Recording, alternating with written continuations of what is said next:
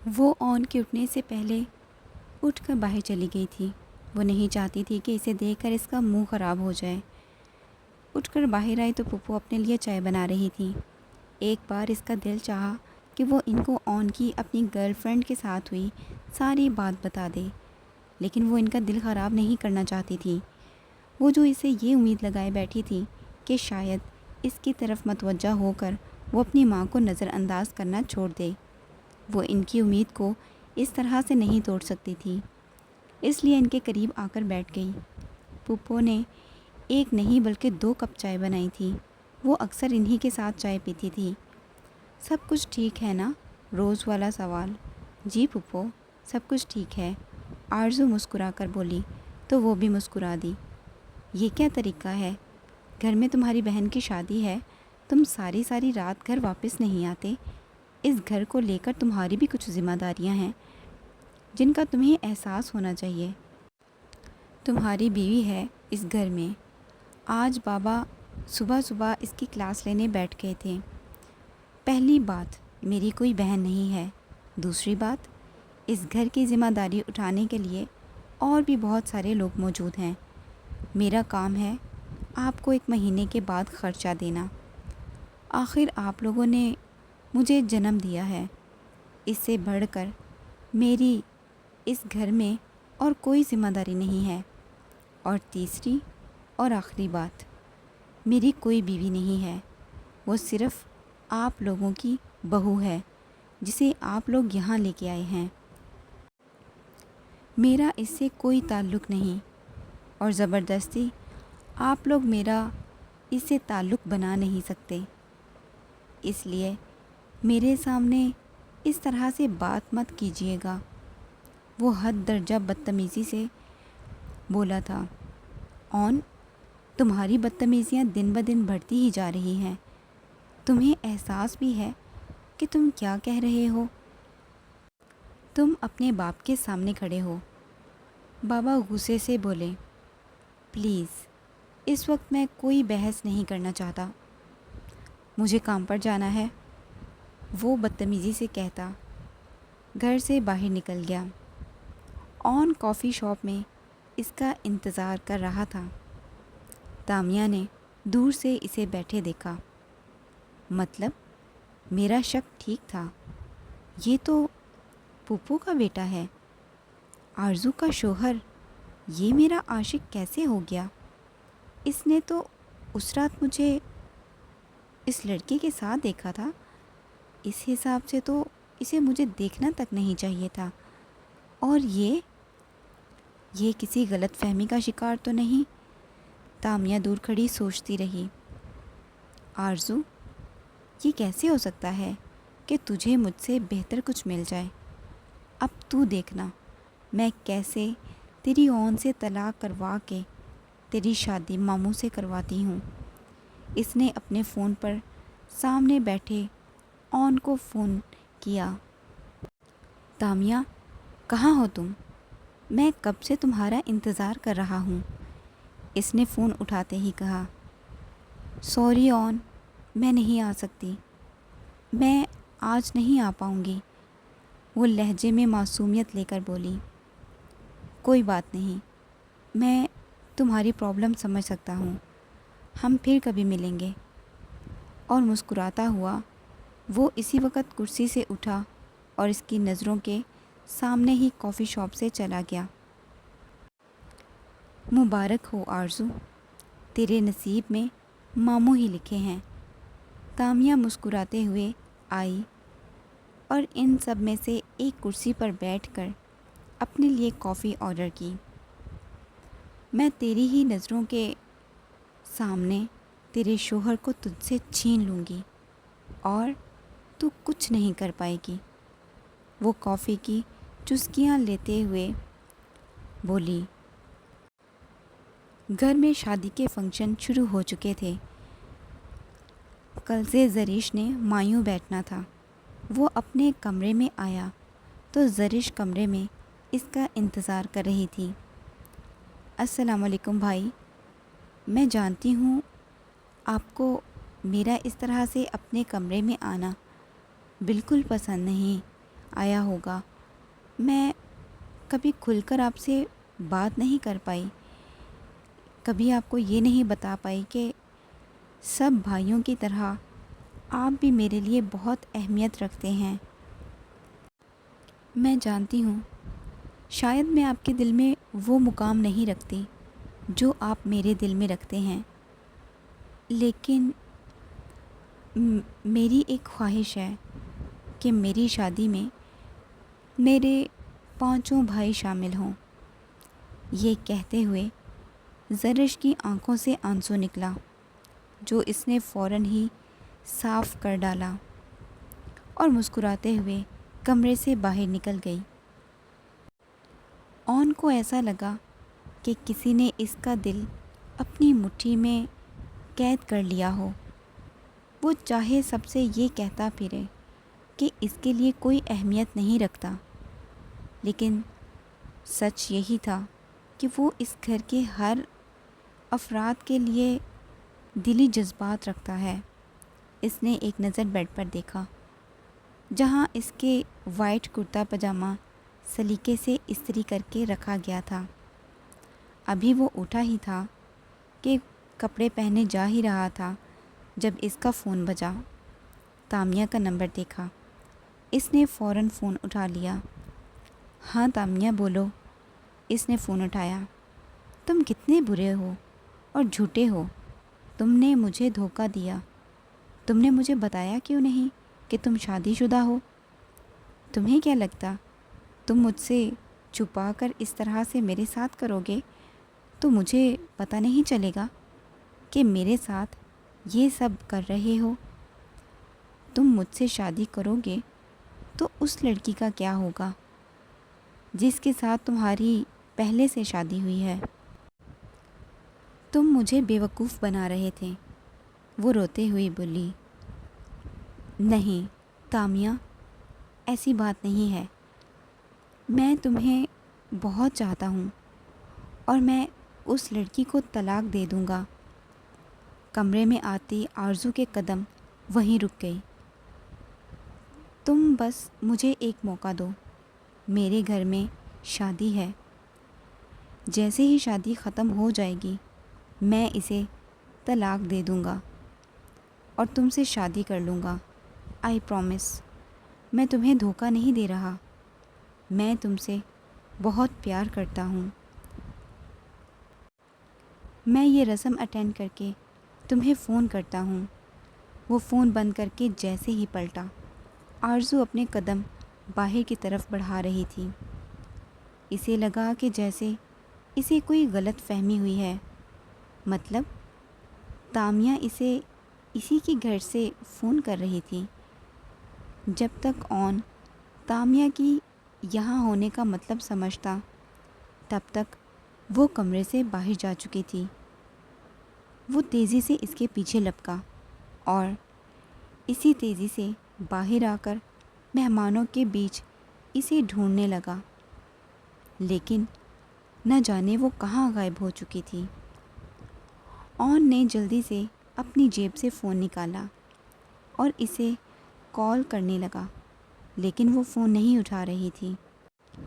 ایک تو یہ لڑکی سمجھانے کے باوجود نہیں سمجھ رہی تھی، کہہ تو چکا ہوں کہ اس کے ساتھ میرا کوئی رشتہ نہیں، پھر کیا فائدہ ہے اس طرح سے بات نہ کرنے کا؟ تامیہ، اگر رشتے میں یقین نہ ہو تو رشتے کا کوئی فائدہ نہیں۔ تمہیں یہ بات سمجھنی ہوگی، میں محبت کے بغیر رہ سکتا ہوں لیکن اعتبار کے بغیر نہیں۔ اون فون لیے بے چینی سے ٹہل رہا تھا، جبکہ سامنے پار تامیہ اس کی بے تابیاں دیکھ کر ہنس رہی تھی۔ واہ اون، تم تو بالکل دکھی عاشق نکلے میرے۔ اون اچانک کال کرتے پلٹا تو پیچھے آرزو کھڑی تھی۔ اون جی، آپ کو پھپھو بلا رہی ہیں۔ میں کمرے میں بھی گئی تھی لیکن تب آپ فون پر بیزی تھے، آرزو دھیمے لہجے میں کہتی۔ اس کے ہوش اڑا چکی تھی۔ آرزو، تم یہاں کھڑی ہو، میں کب سے تمہیں ڈھونڈ رہی ہوں۔ وہ تمہارے میکے والے آئے ہیں، پھپھو اور ان کی بیٹی، ہانیہ نے آ کر اسے بتایا، جبکہ اون حیران اور پریشان نظروں سے اپنے سامنے کھڑی اس لڑکی کو دیکھ رہا تھا جسے ہانیہ ہاتھ پکڑ کر اپنے ساتھ لے گئی تھی۔ آرزو ہی تامیہ ہے؟ یہ کیسے ممکن ہے؟ آرزو تو میری بیوی ہے، یہ تامیہ تھی تو آرزو کون ہے؟ اور کوئی اگر آرزو ہے تو تامیہ کون ہے؟ مطلب آرزو وہ لڑکی ہے جسے میں نے شاپنگ مال میں دیکھا تھا، جس کی تصویر میرے پاس ہے۔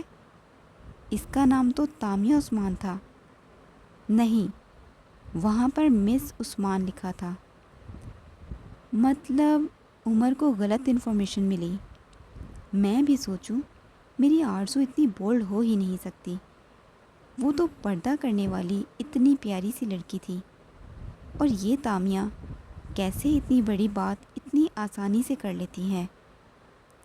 مطلب آرزو میری بیوی ہے؟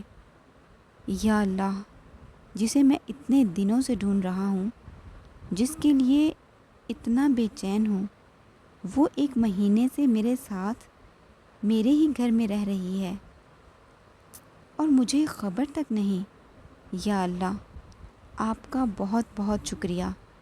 میں نے جو چاہا آپ نے اسی کو میرے دامن میں ڈال دیا۔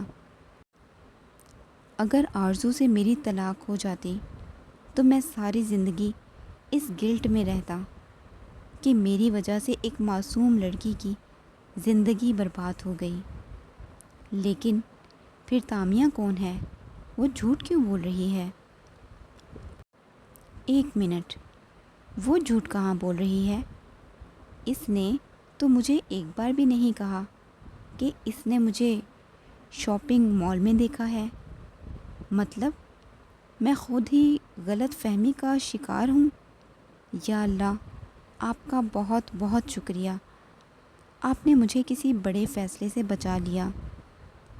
میں نے آرزو کے لیے ہی آرزو کے ساتھ کتنا برا سلوک کیا۔ اب تو وہ میری شکل بھی نہیں دیکھنا چاہے گی۔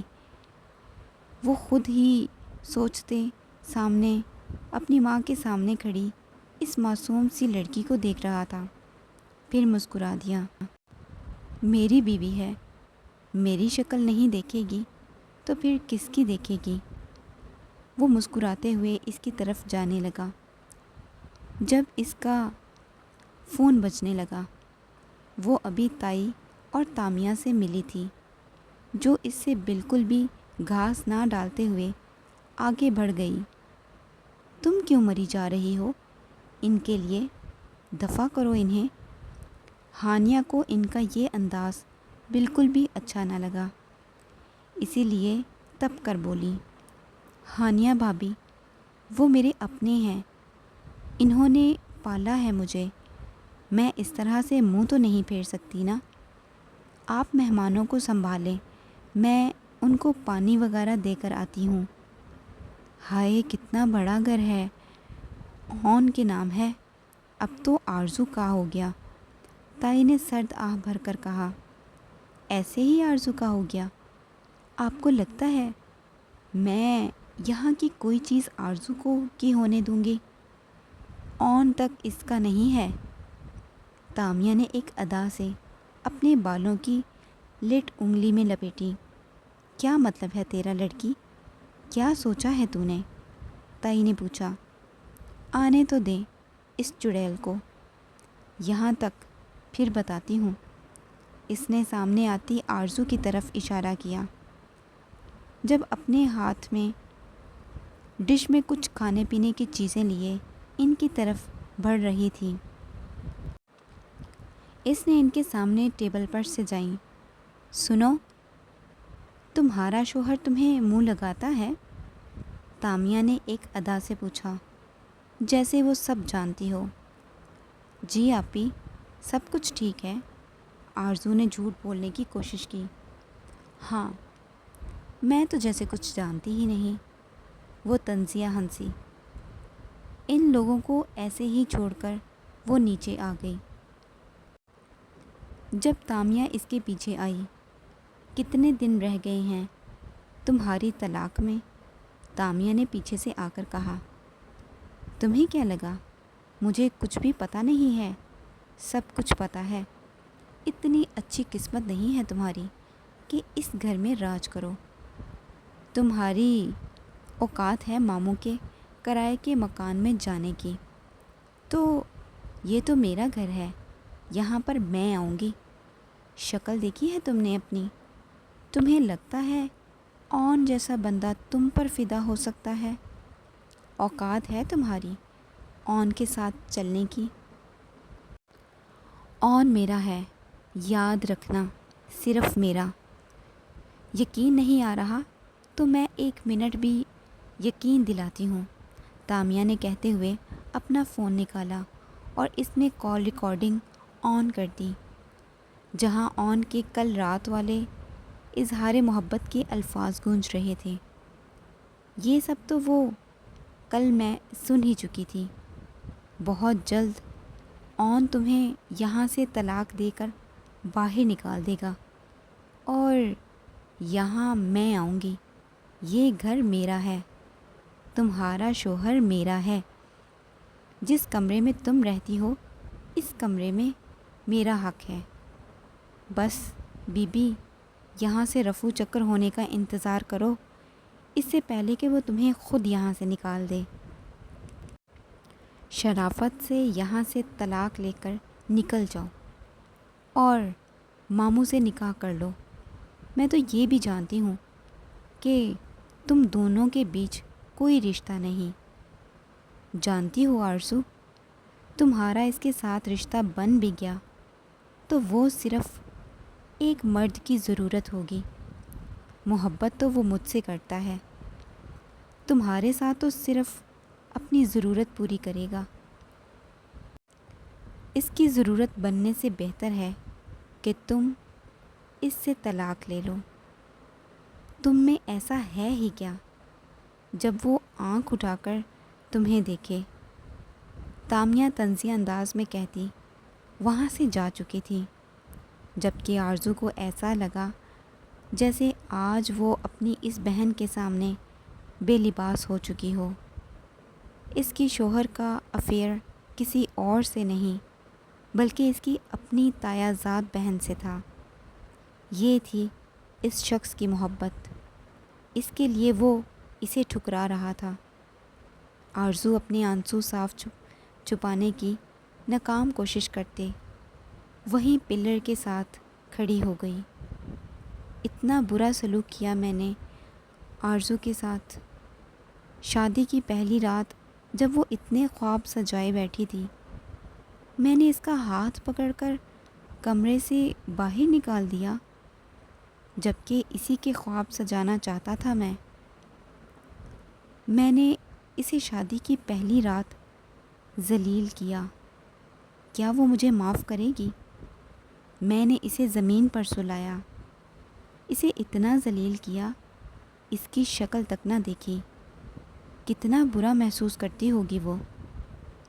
میں ایسی کوئی امید نہیں دی، پھر بھی وہ یہ رشتہ نبھانے کی کوشش کرتی رہی، میرے قریب رہنے کی کوشش کرتی رہی۔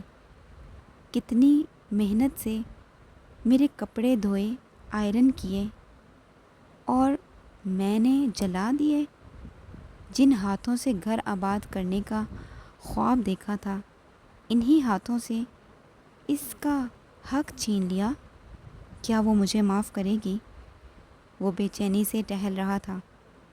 میں اس سے معافی مانگ لوں گا، اس سے اپنے کیے کی معافی مانگوں گا۔ میں آرزو کو بتاؤں گا کہ اس کی میری زندگی میں کیا اہمیت ہے۔ میں اتنے وقت سے اسے ہی ڈھونڈتے ہوئے اسے اگنور کر رہا تھا۔ وہ روم میں آئے تو میں اس سے معافی مانگوں گا۔